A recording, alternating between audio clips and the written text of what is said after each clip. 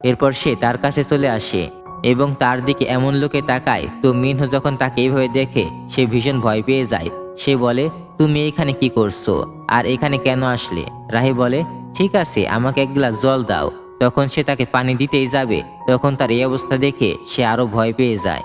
তো এরপর সিন আবারও শিফট হয়। রাহি ঘুম থেকে উঠে দেখে যে মিনহো আশেপাশে কোথাও নেই। সে বলে, তাহলে এখন এখান থেকে চলে যাওয়া যাক। তো সে সেখান থেকে যথারীতি বের হয়। কিন্তু তখনই মিনহুর গ্র্যান্ডমাদারকে সে দেখতে পায়। সে বলে, দাদিমা তুমি এখানে? সে বলে, আমি তো তোমাকে চিনতে পারলাম না। রাহি বলে, আমি রাহি, আমাকে চিনতে পারোনি? তো যাই হোক, মিনহু বলে, চলো আমরা আগে খাবার খেয়ে নেই। দাদিমা বলে, তুমি তো সেই রাহি তাই না, যে আমার কাছে এসে ডিম ভাজা খেতে? তুমি ডিম ভাজা খুবই পছন্দ করো তাই না? তো এরপর মিনহু তার জন্য ডিম ভাজি করে নিয়ে আসে। রাহি বলে, তার মানে তুমি আমাকে এখনো মনে রেখেছো? সে বলে, মনে করব না, তোমরাই তো আমার এখন পরিবার। তো এটা শুনে রাহি ভীষণই খুশি হয়। এরপর সে ডিম ভাজিটা খেতে শুরু করে। মিনহুর দাদিমা এরপর বলে, তোমাদের তো বিয়ের অনেক দিন হলো, তাহলে তোমরা বাচ্চা কাচ্চা কবে নেবে? তো এটা শুনে তারা তো ভীষণই অপ্রস্তুত হয়ে যায়। রাহি বলে, আমরা খুবই ব্যস্ত আছি। তো এরপর তারা কথাটা এড়িয়ে যায়। এরপর সিন কাট হয়ে একটা বিয়ের প্রোগ্রাম দেখানো হয়। তাদের পরিচিত লোক এসে তাদের অভিনন্দন জানায়। এরপর বিয়ে শুরু হলে আমরা রাহিকে দেখতে পাই। সে তার পুরনো স্মৃতি মনে করছে। এরপর সে তার ফ্ল্যাশব্যাকে ফিরে যায় এবং তাদের বিয়ের কথা মনে করতে থাকে, যে তাদের বিয়েটা অনেক আনন্দ এবং ধুমধাম করে হয়েছিল। কিন্তু এখন সেগুলো পুরনো অতীত। এরপর সে আবার বর্তমানে ফিরে আসে। তো তখন ক্যামেরাম্যান তাদের ছবি তুলতে চায়, কিন্তু রাহি মিনহুর কাছে আসতে বিব্রত বোধ করে। তখন মিনহু তাকে কাছে টেনে নেয়। এরপর তাদের সুন্দর একটা ছবি তোলা হয়। এরপর রাহি সেখান থেকে চলে আসতে থাকে। তখন মিনহু পেছন থেকে ডাক দেয়। সে বলে, তুমি চলে আসলে কেন? সে বলে, আমার সেখানে ভালো লাগছে না, এই জন্য আমি সেখান থেকে চলে এসেছি। এরপর তার কাজিন এসে জানায় যে দাদিমাকে খুঁজে পাওয়া যাচ্ছে না। তখন তারা দৌড়ে ভেতরে চলে আসে, কিন্তু দেখে সে খাওয়ার টেবিলে নেই। তারপর তারা তাকে বিভিন্ন জায়গায় খোঁজার চেষ্টা করে, কিন্তু কোথাও তাকে খুঁজে পায় না।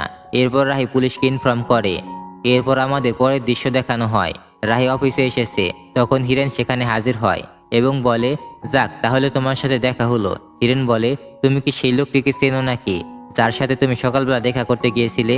সে বলে, সে আমার পূর্ব পরিচিত, আমরা ছোটবেলা থেকে একসাথে বড় হয়েছি। তো এরপর তারা লিফটে উঠে যায়, কিন্তু অনেক লোকের ভারে লিফটটা আর উপরে ওঠে না। তখন হিরেন রাহিকে ধাক্কা দিয়ে সেখান থেকে বের করে দেয়। এরপর সে বাই বলে সেখান থেকে চলে যায়। এরপর হিরেন যখন গুদামে চলে আসে এবং সব বিষয়গুলো নোট করতে থাকে, যেখানে অন্য সব এমপ্লয়িরাও চলে আসে, তখন যার যেটা দরকার সেগুলো নিয়ে তাড়াতাড়ি সেখান থেকে বের হয়ে চলে আসে। এইটা দেখে তো হিরেন ভীষণই অবাক হয়ে যায়। তো যাই হোক, এরপর আমাদের রাহিকে দেখানো হয়। রাহি বলে, অফিসের কাজ কেমন চলছে? সবকিছু কি ঠিক আছে? তোমরা কি সবকিছু ঠিকঠাক মতো গুছিয়ে নিয়েছো?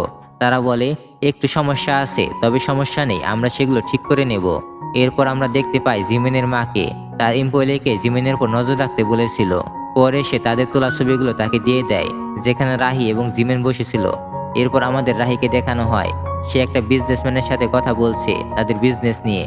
এরপর রাহি তাদের ম্যাগাজিনের জন্য সে নিজে মডেল হিসেবে ছবি তুলতে থাকে। তারপর দেখা যায় সেই ছবিগুলো পাবলিশ হয়েছে এবং তার কলিগ এসে জানায় রাহের ম্যাগাজিন তো ভালোই পাবলিশ হয়েছে এবং ভাইরাল হয়েছে।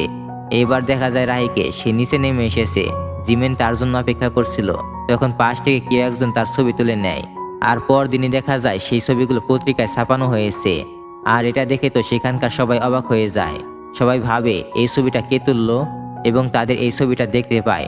তখনই সে সঙ্গে সঙ্গে ভয় পেয়ে সেখান থেকে দৌড়ে চলে যায়। এরপর দেখা যায় তাদের সেই পত্রিকাগুলো অনেক বেশি ভাইরাল হয়েছে এবং মানুষ সেগুলো কিনে নিচ্ছে। জিমিনও এই বিষয়টা লক্ষ্য করে।